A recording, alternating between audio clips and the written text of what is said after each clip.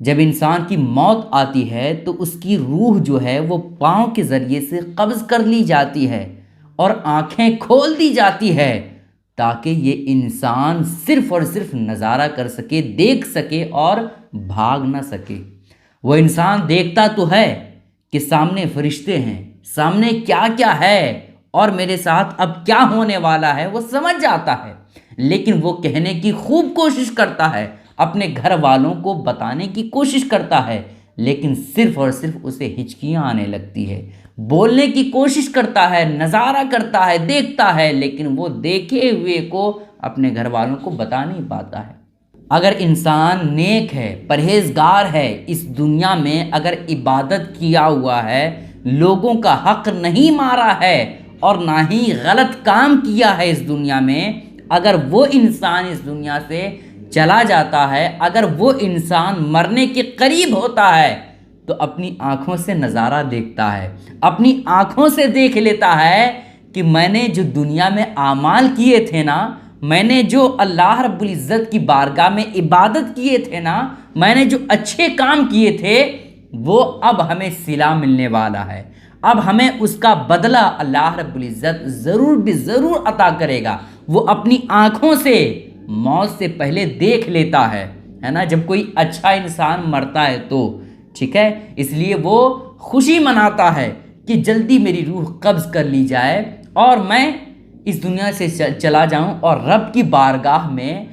کی بارگاہ سے مجھے وہ انعامات ملیں جو ہم نے اس دنیا میں عبادت کیے ہیں، وہ خوشی مناتا ہے۔ اگر اچھا انسان مرا ہے تو اور اس کی روح، اچھے انسان کی روح اس طور پر قبض کی جاتی ہے گویا کہ اسے پتہ ہی نہیں چلتا ہے۔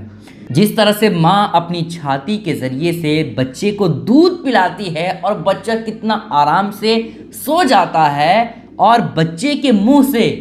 دودھ جو ہے وہ نکال لیا جاتا ہے اور بچہ بالکل آرام سے سویا رہتا ہے، بچے کو پتہ بھی نہیں چلتا ہے کہ میرے منہ سے میری ماں نے دودھ نکال دیا، پتہ بھی نہیں چلتا ہے۔ اسی طریقے سے نیک انسان کی روح نکالی جاتی ہے، گویا کہ جو اچھے انسان ہوتے ہیں نا، اسے پتہ ہی نہیں ہوتا ہے کہ میری روح قبض کر لی گئی، اتنی آسانی کے ساتھ قبض کی جاتی ہے، ٹھیک ہے۔ لیکن اگر کوئی برا انسان ہے،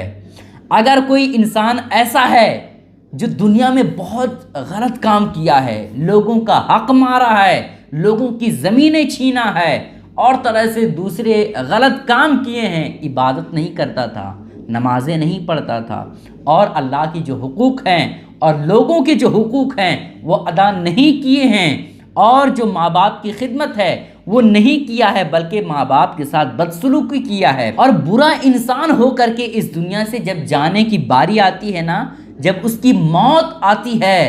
تو اتنی سخت موت آتی ہے کہ وہ بندہ سوچ میں پڑ جاتا ہے۔ جب کسی برے انسان کی موت ہوتی ہے نا تو اس کے گھر والے آس پاس ہوتے ہیں، جب موت قریب آ جاتی ہے، جب روح قبض کرنے کا ٹائم آتا ہے تو وہ انسان دیکھتا ہے کہ میرے سامنے فرشتے موجود ہیں، وہ ہچکیاں لینے لگتا ہے اور وہ اپنے گھر والوں کو بتاتا ہے کہ میری بیوی آ جاؤ، میرے بچے ادھر آ جاؤ۔ مرنے والا جو برا انسان تھا وہ اپنی بیوی سے کہہ رہا ہوتا ہے کہ یہ دنیا کچھ نہیں ہے، جس کو میں نے اس دنیا میں رہنے کے لیے کتنی کوششیں کی اور کتنا زیادہ پیسے اکٹھے کیے، اس دنیا کی کوئی حقیقت نہیں ہے، لہٰذا تم اپنے بچوں کو سنبھالنا، اپنے بچوں کی حفاظت کرنا، اپنے بچوں کی پرورش کرنا، میں اس دنیا سے جا رہا ہوں۔ بیٹے کو، ماں کو، باپ کو، اپنے گھر والوں کو یہ بتاتا ہوا اس دنیا سے چلا جاتا ہے۔ اور کتابوں میں آتا ہے کہ جب کوئی برا انسان اس دنیا سے چلا جاتا ہے، مرتا ہے، تو اس کی روح اتنی سخت نکالی جاتی ہے کہ جیسے ببول کا درخت ہو اور اس ببول کے درخت جو کانٹے دار درخت ہے، اس کانٹے دار درخت میں جو ہے ریشم کا کپڑا چپک گیا ہو اور اسے کھینچ لیا ہو، جس طور پر وہ کپڑا بالکل ریزہ ریزہ ہو جاتا ہے، جس طور پر وہ کپڑا پھٹ جاتا ہے، اسی طرح سے اتنی تکلیف برے انسان کو ہوتی ہے جب اس کی روح قبض کی جاتی ہے، تو سوچیں کتنی تکلیف ہوتی ہوگی۔ سوچیں آپ اگر کوئی انسان ہے اور اس انسان کو کسی کانٹے دار درخت میں بالکل چپکا دیا جائے اور اسے کھینچا جائے تو کتنی زیادہ تکلیف ہوگی، بہت ہی زیادہ تکلیف ہوگی۔ اس طریقے سے اسے تکلیف ہوتی ہے جب کوئی برا انسان مرنے والا ہوتا ہے، جب اس کی روح قبض کی جاتی ہے تو اتنی تکلیف ہوتی ہے۔ تو جب انسان مرتا ہے نا دوستوں، تو اپنے گھر والوں سے، اپنے سارے عزیز و اقارب سے گویا یہ کہہ رہا ہوتا ہے کہ بھائی میں نے اس دنیا میں رہنے کے لیے، میں نے اپنی زندگی کو آسان بنانے کے لیے اتنی دولتیں کمایا، اتنے لوگوں سے جھوٹ بولا، اتنے لوگوں کے حق مارے، لیکن اس دنیا کی کوئی حقیقت نہیں ہے، میں اس دنیا سے جا رہا ہوں اپنے بچوں کو تعلیم دینا۔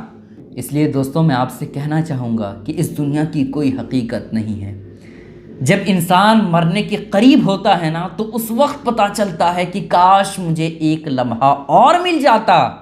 میں عبادت کر لیتا، میں نمازیں پڑھ لیتا، میں اچھے کام کر لیتا، میں لوگوں کے حق نہیں مارتا۔ موت کے وقت یہ انسان سوچتا ہے کہ مجھے ایک لمحے کے لیے وقت مل جائے تو میں عبادت کرتا۔ تو آپ دنیا میں ایسا کام کریں، آپ دنیا میں اچھے کام کریں تاکہ آپ کو پچھتانے کا موقع نہ ملے،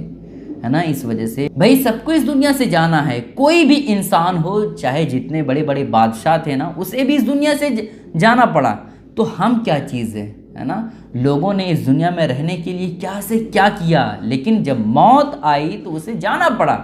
تو اس لیے موت آنے سے پہلے ہم موت کی تیاری کریں۔ ٹھنڈی کا موسم ہے نا دوستوں، ٹھنڈی آنے سے پہلے ہم لوگ ساری چیزوں کا انتظام کر لیتے ہیں۔ اگر ٹھنڈی کے موسم میں کہیں 1-2 دن کے لیے جانا ہو، کہیں رکنا ہو، تو ہم ساری چیزوں کو لے کر کے چلتے ہیں، سویٹر لے کر کے چلتے ہیں، بستر لے کے چلتے ہیں، کمبل لے کر کے چلتے ہیں، ہے نا۔ ان تمام طرح کی چیزیں جو ٹھنڈی میں ضرورت انسان کو پڑتی ہے، وہ ساری چیزیں ہم لے کر کے چلتے ہیں کہ کہیں ہمیں جو ہے ٹھنڈی کی وجہ سے نقصان نہ پہنچے۔ گاڑی کے ٹائر کو بھی چیک کر لیتے ہیں کہ بھائی لمبا سفر ہے، کہیں نقصان نہ ہو جائے، کہیں ٹائر وغیرہ خراب نہ ہو جائے اور ہمیں بیچ میں ہی نہ رکنا پڑے۔ تو بھائی جہاں آپ 1-2 دن کے لیے جاتے ہو کہیں سفر میں، تو ساری چیزوں کا انتظام کر لیتے ہو، تو ہمیں یہ دنیا میں نہیں رہنا ہے، ہمیں آخرت میں ہمیشہ ہمیش رہنا ہے۔ تو جہاں ہمیشہ ہمیش رہنا ہے اس کی تیاری ہمیں کرنی چاہیے، اور ابھی سے ہی تیاری کریں، ٹھیک ہے۔ امید کرتا ہوں دوستوں یہ باتیں آپ کے دل میں اتر گئی ہوگی۔ دوستوں آپ لوگوں سے گزارش ہے کہ اس کلپ کو خوب شیئر کریں تاکہ سارے لوگوں کو یہ اہم باتیں معلوم ہو جائے اور وہ بھی اپنی آخرت کی تیاری کریں۔ السلام علیکم ورحمۃ اللہ وبرکاتہ۔